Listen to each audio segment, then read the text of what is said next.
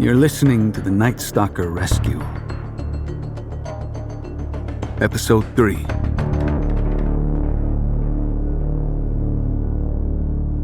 I keyed my radio. Beast 3-6, we're here. No response. We didn't have time to search every crevice, or hope he would hear the sound of our movement from wherever he was hiding, or even remain exposed here in the hopes that he'd eventually peek out and see us. If he wasn't going to give me an audible signal, then I needed to give him one. Something distinctive enough to be detected over the cries of jungle animals competing for attention. But what could that be? I thought about what I'd want to hear as the lone American hiding amid hordes of enemy fighters, having narrowly escaped capture only to fearfully await the arrival of a supposed team of friendlies who had mysteriously contacted me on a survival radio. And so I began whistling. The tune merged with the throbbing chant of birds above us, detectable only between their calls. Kasper momentarily lowered his rifle and placed a hand across his heart. I was whistling the Star-Spangled Banner. And while there was no lyrical accompaniment, my tune had scarcely crossed mention of the rocket's red glare when we heard a noise from the rock face before us. I stopped whistling, trying to discern what I'd heard, and receiving my answer when a pebble clattered down the stone surface and bounced into the underbrush. Tracing the pebble's path upward, I saw movement in the shadows of a crevice and realized the pilot must have seen us before we saw him. Then I realized I'd been wrong about one thing, because the figure clambering down the rock face toward us, clad in a digital camo flight suit and carrying a compact M4 rifle in the brightening glow of the jungle sunrise, wasn't a man at all. It was a woman. I switched my command radio back to Ian's frequency and transmitted. Angel 1, we've linked up with pilot at known grid. Stand by for update. Ian might have responded. If he had, I was too busy watching our newly found pilot descend the rocks before approaching my team. If I'd been a lone survivor in these circumstances, I'd probably be doing cartwheels toward my rescuers. But she was calm, unhurried, and looked surprisingly composed given the circumstances. She was all of 5'4", with Latina features and dark hair pulled into a low bun. As I approached her, hazel eyes met mine with immeasurable gratitude as she whispered, "Thank you for coming." I nodded. Come on, let's push into some deeper vegetation so our medic can take a look at you. Worthy led us 50 meters into the jungle, moving to a sufficiently dense spot for us to let our guard down without immediate fear of enemy observation. Once we stopped, he and Kasper picked up sectors of fire while Riley dropped his assault pack next to the pilot. She protested immediately.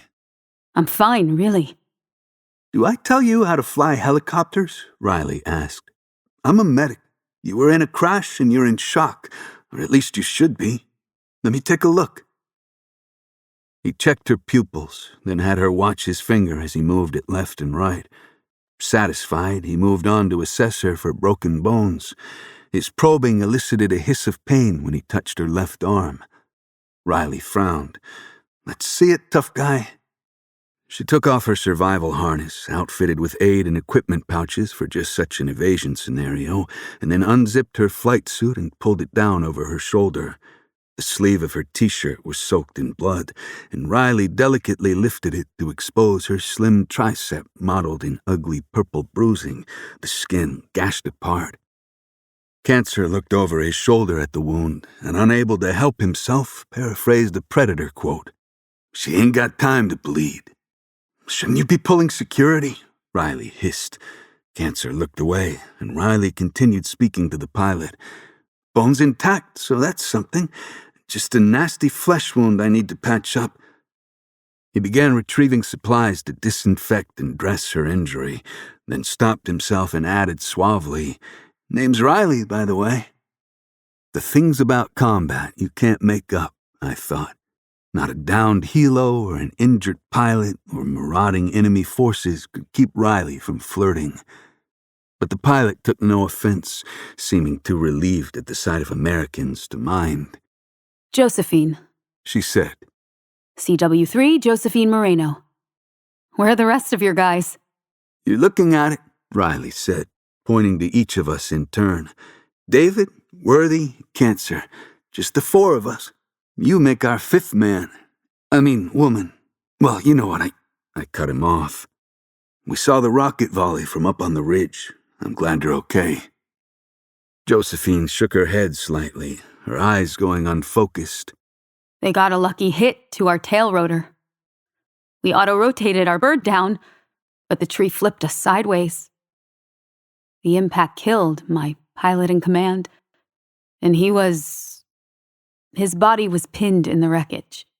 Her nostrils flared, her breathing growing shallower as she continued. I could hear them closing in.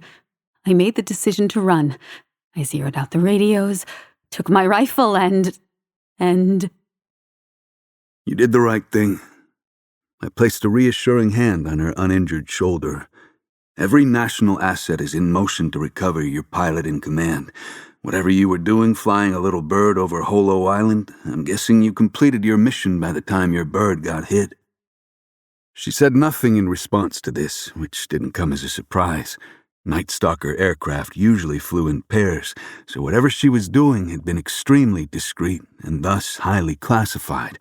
And while she may have trusted us enough to help her now, she wasn't going to reveal any operational details.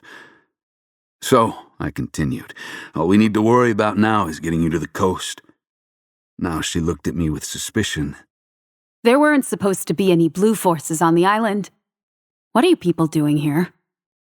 Riley glanced at me and quickly looked downward, focusing on her wound once more. Josephine continued. Your kit isn't cool enough for a JSOC element. Don't rub it in, Riley grunted, wrapping a gauze dressing around her arm. So you guys are who? Ground Branch? It wasn't a bad guess. After all, the CIA had technically sent us, but we never attended agency training, much less served in the ranks of their elite paramilitary unit. The closest we'd legally ever come to CIA headquarters was a tenuous satellite connection. We're civilian contractors, I replied, handing her the hose to the water supply in my assault pack. She took a long sip as I continued.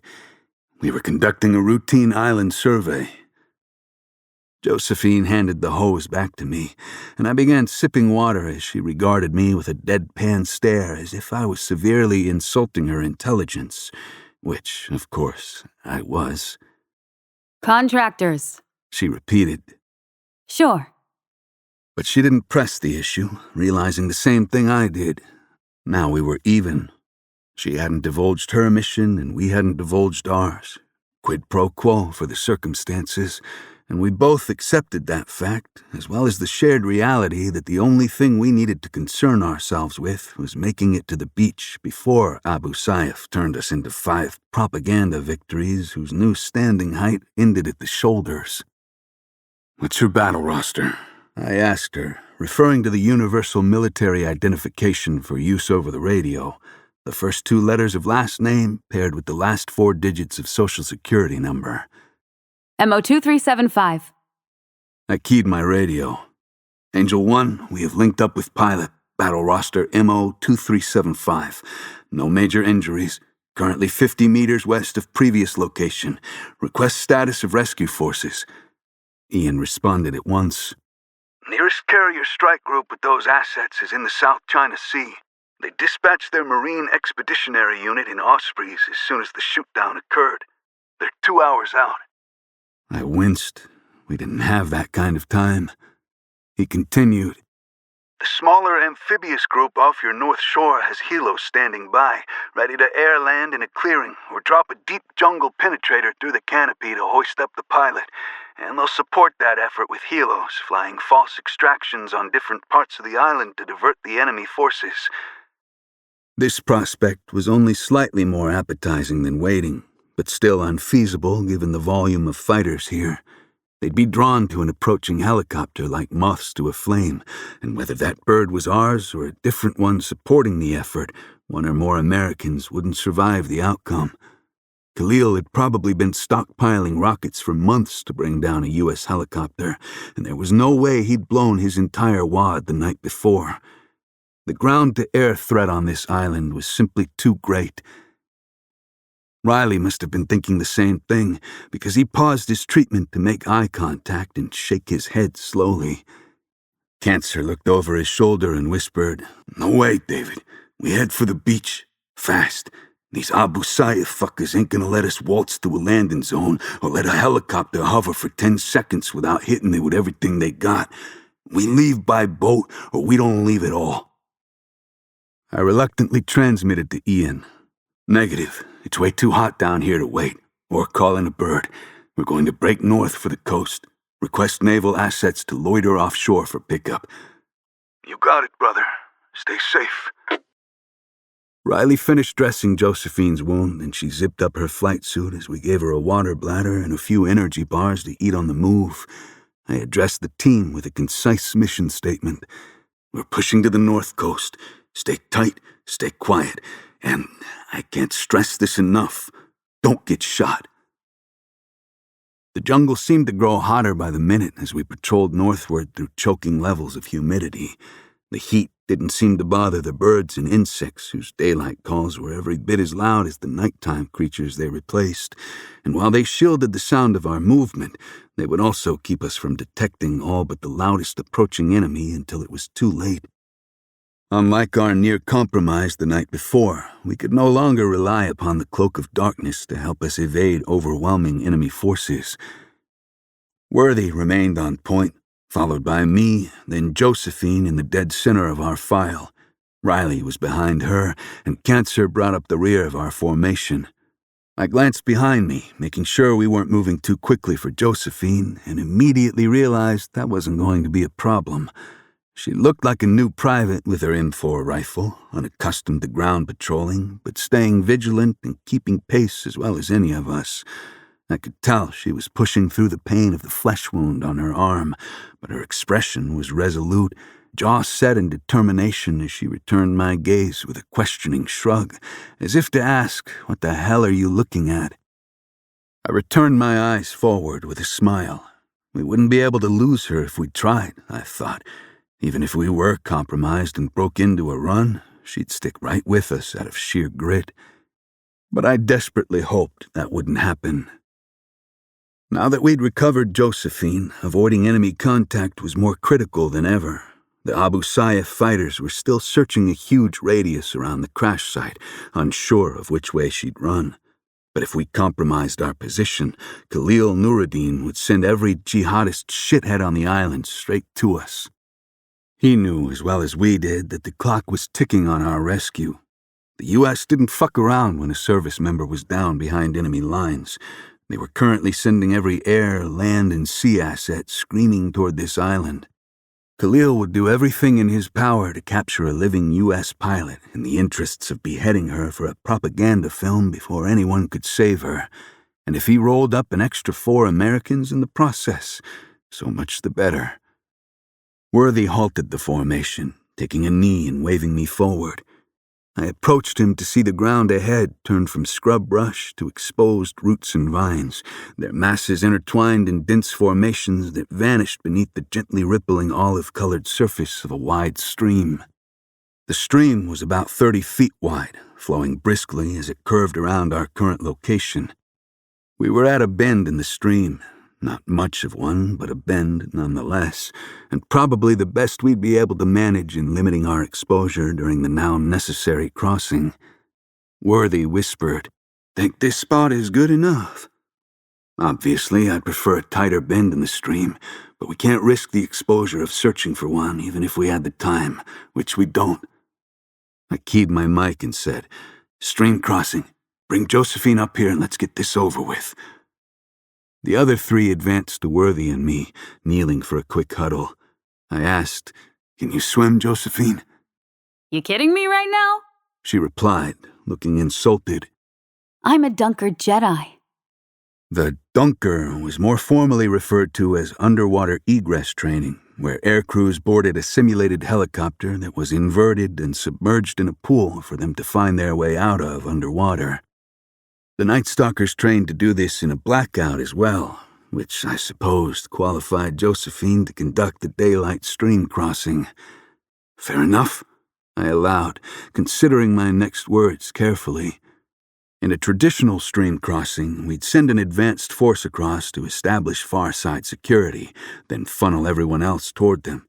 But with 5 of us against a 30-foot wide body of water, we didn't have the manpower, and if our team got split on either bank by enemy contact, we were all as good as dead anyway. I say we go ducks in a row, spaced just far enough that we don't all get killed in a grenade blast. No near or far side security. Cancer's brow wrinkled. You think? Fucking 4 of us? 5. Josephine corrected him. He was undeterred. I'll let you know when I find a helicopter out here for you to shoot missiles from. Until then, there's 4 shooters. He looked at me and said, Come on, we're wasting time. Worthy was the first in the water, probing tentatively with each footfall to assess when he'd have to start side-stroking. But it appeared my concern for Josephine's swimming ability was unnecessary. Halfway across the stream, Worthy's shoulders still cleared the surface. I slipped into the water next, finding it slightly cooler than bath temperature and a welcome reprieve from the island heat. As I approached the halfway point, Ian transmitted over the command frequency. Send your location. Give me a sec, I replied, dealing with the stream. What side are you on? My blood turned to ice. Right in the middle, I hurriedly replied. We're crossing it now. There's an enemy patrol following the south side, headed east to west. If you can, get to the north. I spun toward the direction we'd come, pumping my arm in the signal to move faster. Josephine, a few feet behind me, registered the panic in my eyes. Riley, already in the water, had apparently heard the transmission loud and clear. He had picked up the pace, closing the distance as quickly as he could. But Cancer was the real loser. He was just now rushing into the water, and for the first time since I'd known him, his face showed fear. Before now, I'd scarcely considered him capable of that emotion. Cancer was a borderline sociopath, with operational necessity representing the closest he'd ever come to even basic human morality. Whether he'd always been that way, or had just seen so much combat that he'd shed his humanity like a cobra sloughing its skin, I didn't know.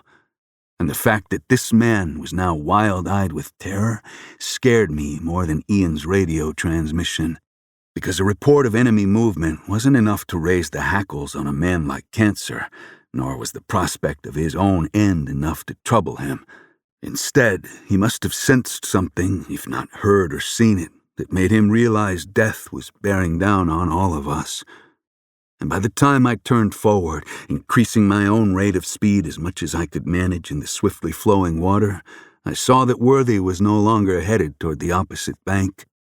Instead, he was diverting left, having made a split-second judgment call to change course. His destination was now a mossy slab of volcanic rock over the stream, a pool of shadow across the water, the only indication there was space beneath it. The rock overhung the water, but it was impossible to determine just how much space there was. I had mixed feelings about this gamble.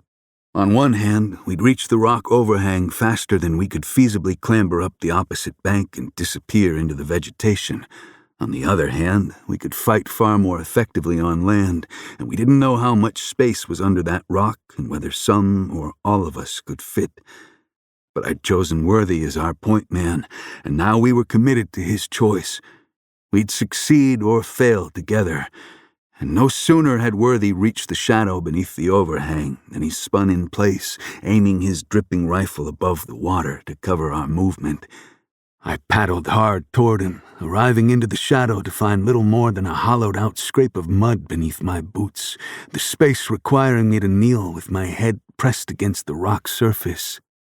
By the time I'd lifted my rifle toward the far shore, Josephine was piling in beside me, the Dunker Jedi in action, and Riley wasn't far behind her.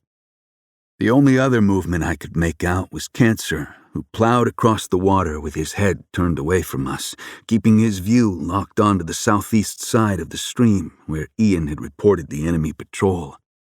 It wasn't until Riley had reached the overhang, squeezing in shoulder to shoulder with the rest of us, that I caught my first glimpse of the Abu Sayyaf fighters. There was movement in the distant brush, an unnatural rustling of foliage that immediately preceded the appearance of an enemy point man. Cancer wasn't going to make it before he was spotted.